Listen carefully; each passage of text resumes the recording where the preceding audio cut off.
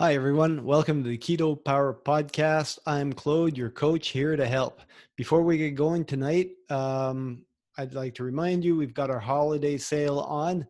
So, all of December, right till the last day, if you book any of our services, you can tandem with a friend, split the costs amongst you two. And that's even if you're booking into January, so long as your booking takes place in December, we'll give you the deal. All right. For more information, contact us at info@ketopower.fitness and or call us 250-200-0788 and we'll set you up. Okay. Now, today, what I'd like to do is just go over to the types of issues that we can fix with keto. And I don't want it to be too overwhelming. Sometimes there's a misconception that we just have this idea we're sold to keto, and any problem that you bring, we'll say, well, you can do keto for that and it'll fix it. And it does sound like that a little bit. But when you understand what it is that we're fixing, you understand that all these problems I'm going to talk about, they're all actually just different variation on the same underlying condition, okay, which is metabolic disease. And to not forget anything, I'm just going to do a screen share and go through the points here in a second. So there we go. See if this works.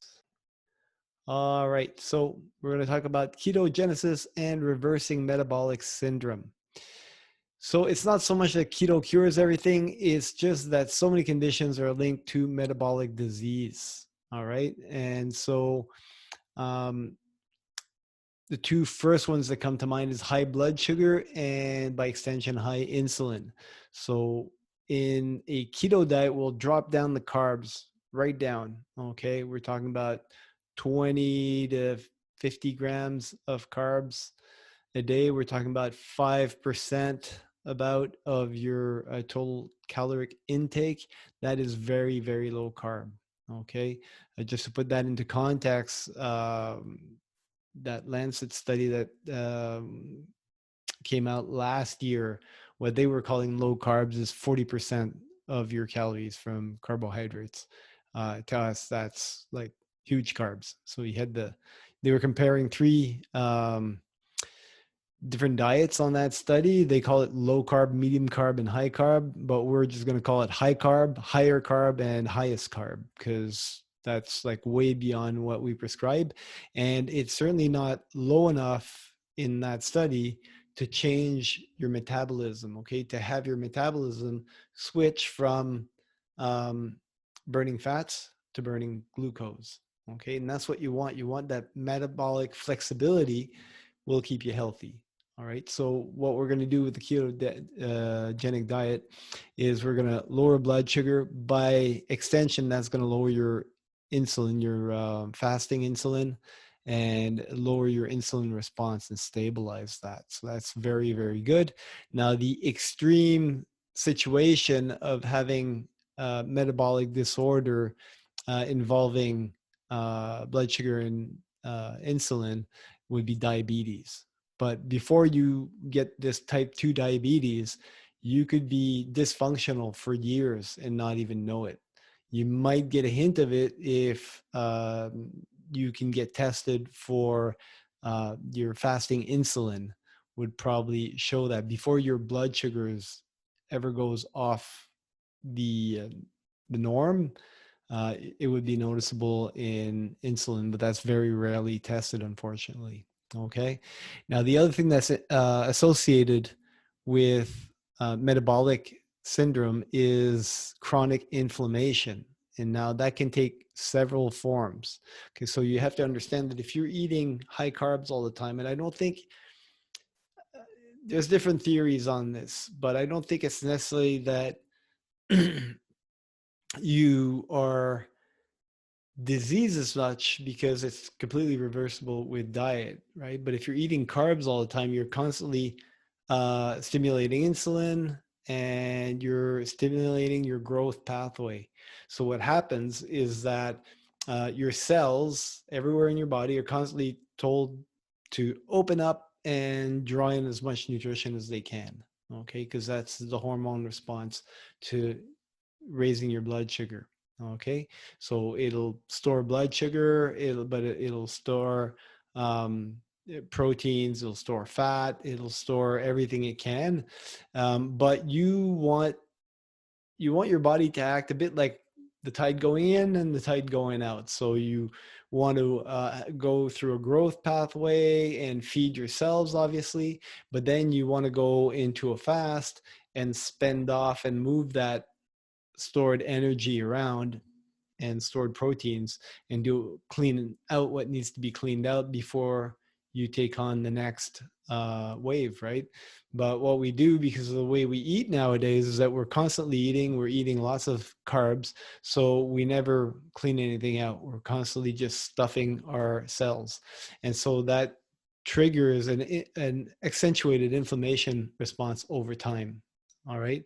And another thing that can that's been shown to cause that is these inflammatory vegetable oil, which aren't actually vegetables but more seeds. And basically, they're oils that were a lot of them were used in machinery, and then they found, because they were super toxic, and they found a way to remove most of the toxins, and they were pretty cheap way to make oil through manufacturing. So that's entered into the diet in the last 50 years.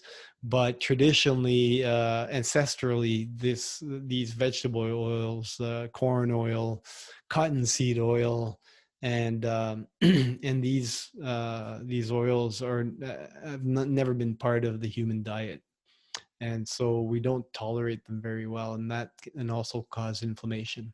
Okay, so things that are associated with inflammation, depending where the inflammation is, how long it's been going on, one thing that comes to mind is cancer. Okay, so they say inflammation is kind of the the breeding ground for cancer. Okay, and what we see in cancer is damaged mitochondria. Okay, and these damaged mitochondria, they don't have a ketogenic pathway. So cancer cells basically can only draw energy to grow from glucose. Now, even though you're not eating carbs, or you're eating very few carbs, you're not going to be completely without glucose, because your red blood cells require glucose as well. They don't have a ketogenic pathway. Um, so there'll always be a little bit of glucose, but if you keep that glucose consistently low, then you're basically starving your cancer cells, or cells that have the potential to be cancerous, and you're feeding your healthy cells really well. So that's a condition with the ketogenic diet and intermittent fasting that can certainly um, either prevent or reduce cancer growth. And that's been shown. The ketogenic diet's been used as an adjunct therapy as well, you know, in combination with more standard therapies to fight cancers. And the other thing as well is through ketogenesis and intermittent fasting is you get autophagy.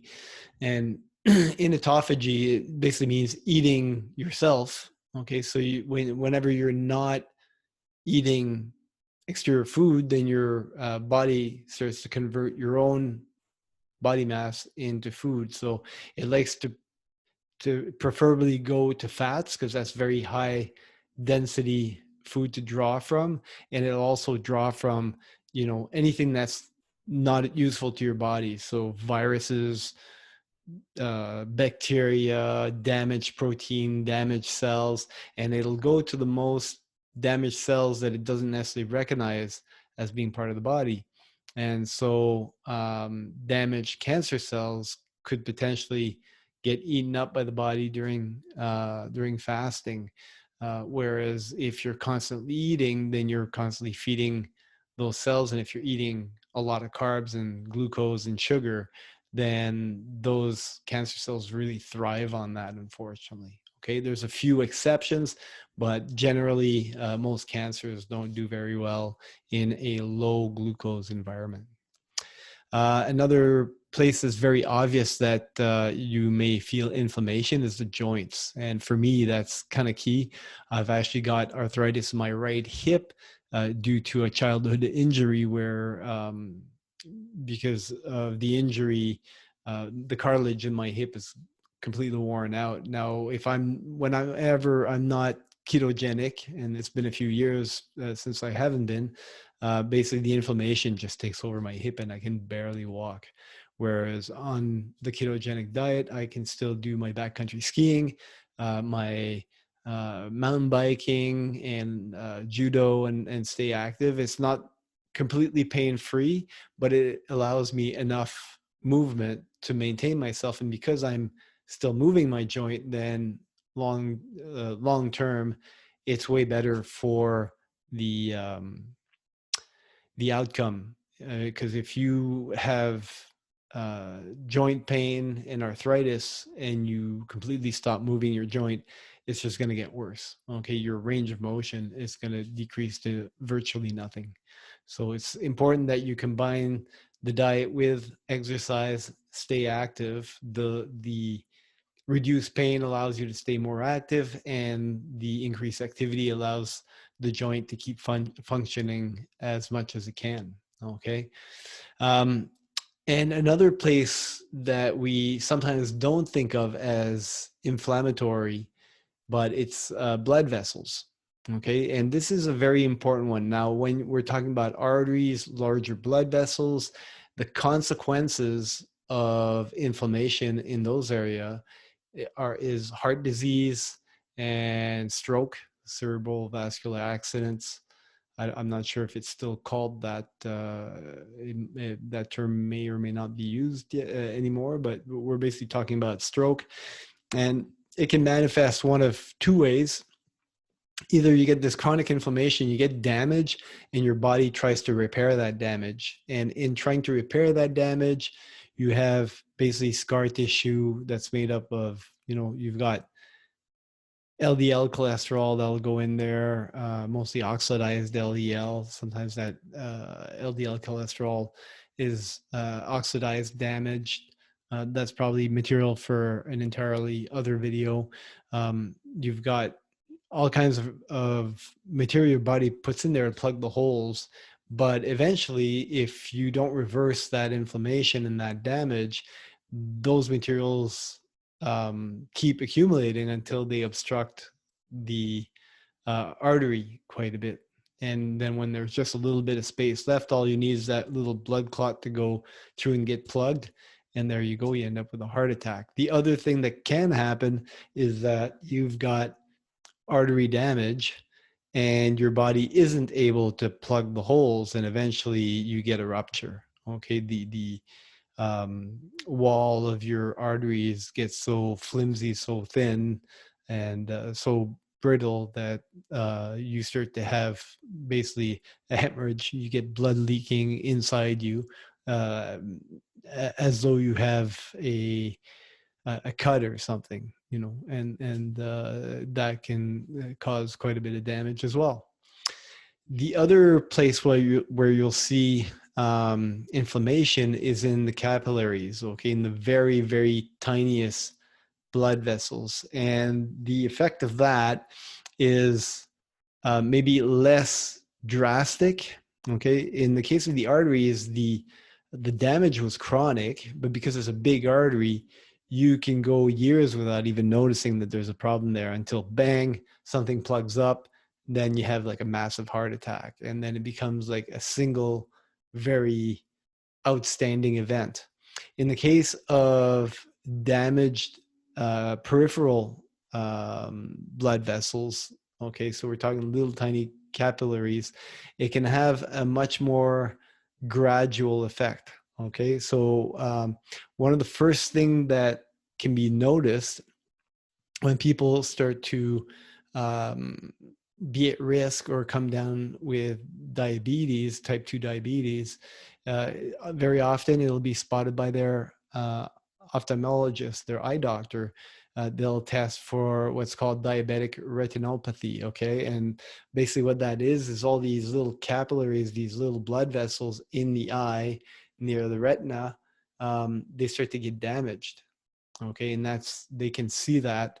Usually you'll have a decrease in vision, and you'll have effects with your eyes before you even knew that you were diabetic.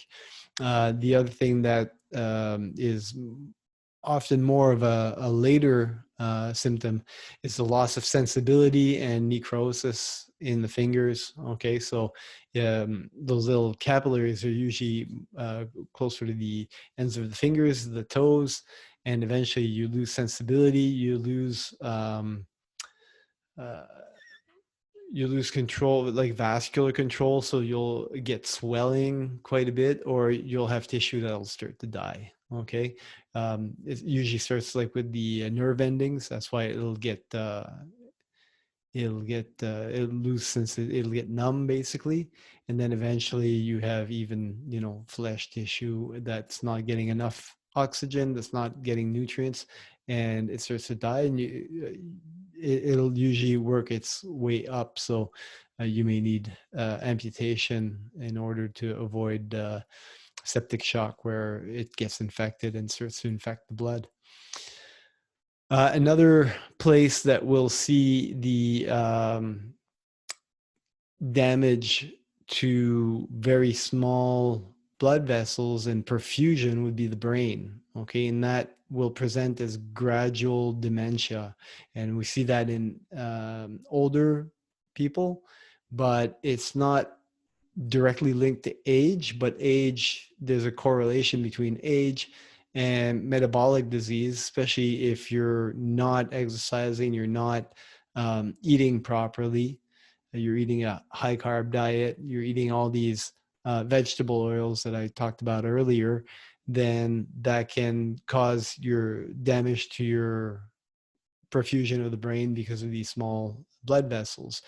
The other thing too is, as a source of energy, the brain does really, really well on ketones, okay, burning fat.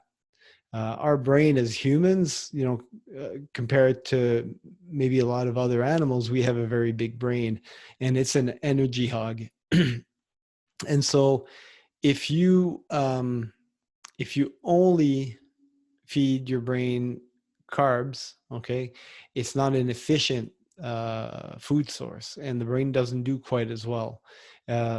The brain needs so much energy that it won't run 100% on ketones. But if you're producing ketones, you can supply the brain with about 70% of its energy, and then the remainder would be about 30%, the rest of the energy coming from glucose in the blood that can easily be produced by the liver by converting protein and fat to glucose. So you don't actually need to eat carbs, and you can supply your brain, and you'll be much more alert, and you won't have the brain fog. Okay, so there's the vascular part of it, and there's also the energetic part of it that's really important. In the kidneys, same kind of thing. Okay, so the kidneys are trying to get rid the body of toxins, okay, in the urine, right? So you're making urine, and then it goes into the bladder and out it goes. But basically, the blood vessels go into the kidneys and become really, really small, and then there's a point where there's an exchange happening, and for there to be an exchange, there needs to be a gap between, in the walls of the capillaries, so that the toxins are released, and the blood and the things that you don't want released are kept, right? So if you've got damage in there, that won't work properly. If things are plugged up, you can't release your toxins. If there's vascular damage and there's leakage of other material, then that's not going to work either. Okay, and one of the things that are really associated together is diabetes and kidney issues. Liver, very similar in the liver. The liver is super complex. One thing about the liver is that it'll usually try to use up or convert to energy the most toxic things first, right? So if you drink alcohol, it has to get rid of the alcohol before it can process sugar and fats. If you take in a lot of carbs or sugar, it'll want to process that before it can convert fats into ketones, which is why now when you look traditionally, if you know, especially in a northern climate, most of your food, if you look at the Inuits up in northern Canada, they would basically eat seal fat and meat, right? There's not much vegetation there. It's very limited. You're not getting a whole lot of your calories from carbs. But the body does really well on that kind of diet um, because it's not having to process sugar and so on.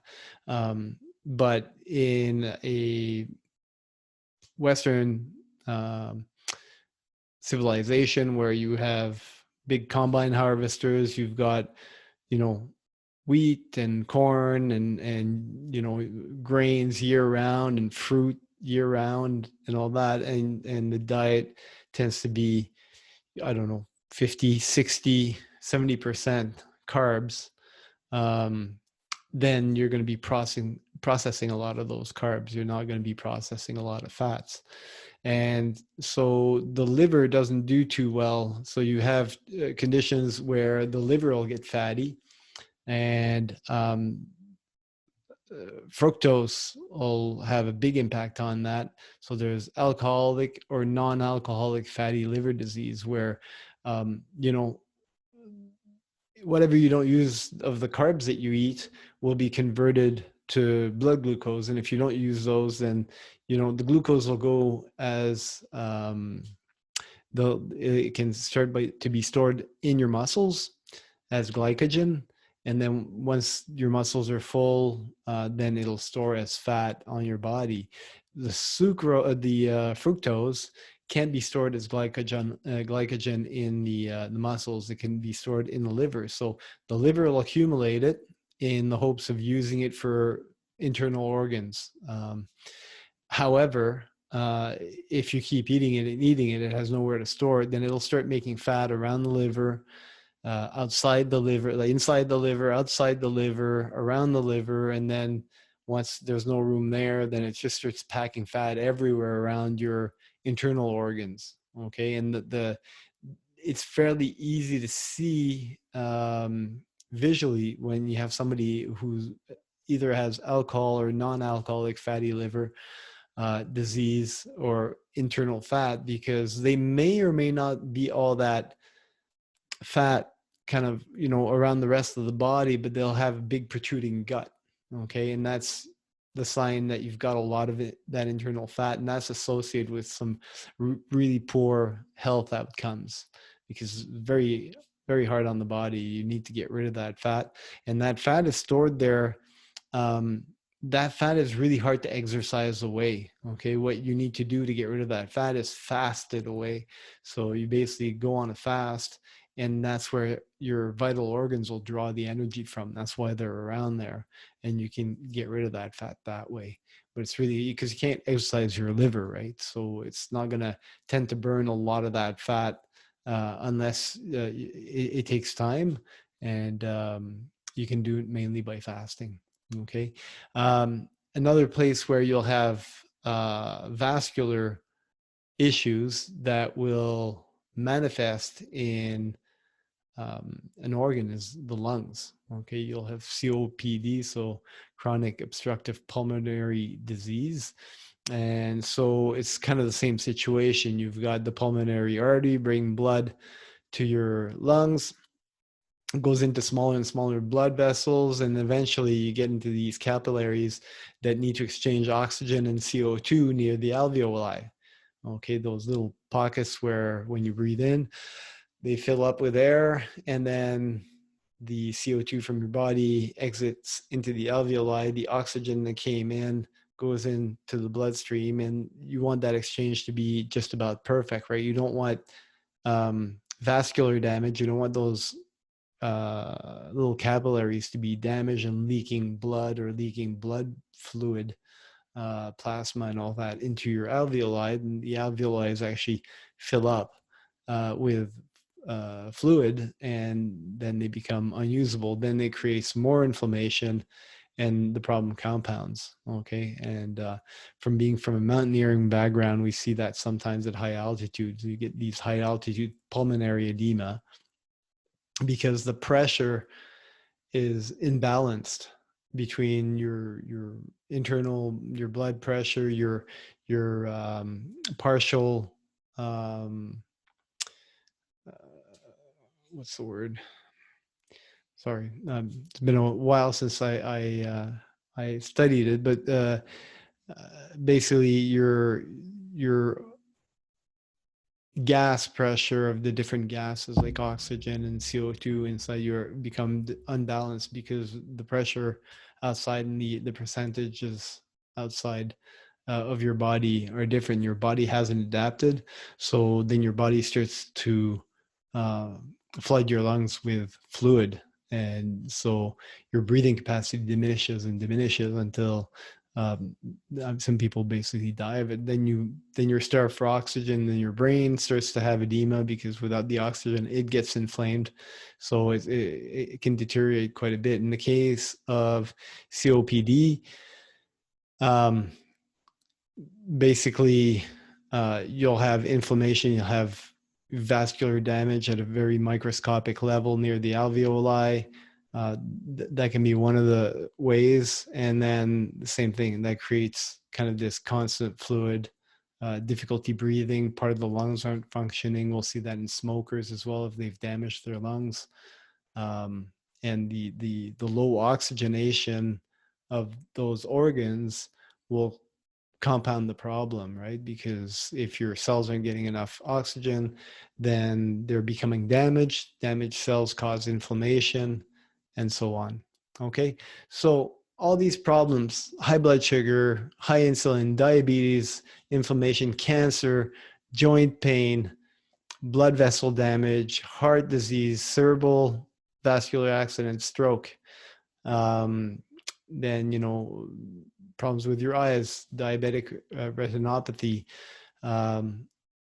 numbness in the fingers, dementia, kidney issues, liver issues, lung issues. Okay, these might all seem, there's such different parts of your body, but they all tie into the same things. That metabolic syndrome, metabolic disease will cause that, and it'll reflect sometimes in multiple body parts, and sometimes it'll reflect in one or two. But if you continue to have metabolic disease and you're not taking care of your health with a proper ketogenic diet, you're not fasting, eventually with age, then the other systems start to fail as well. Okay.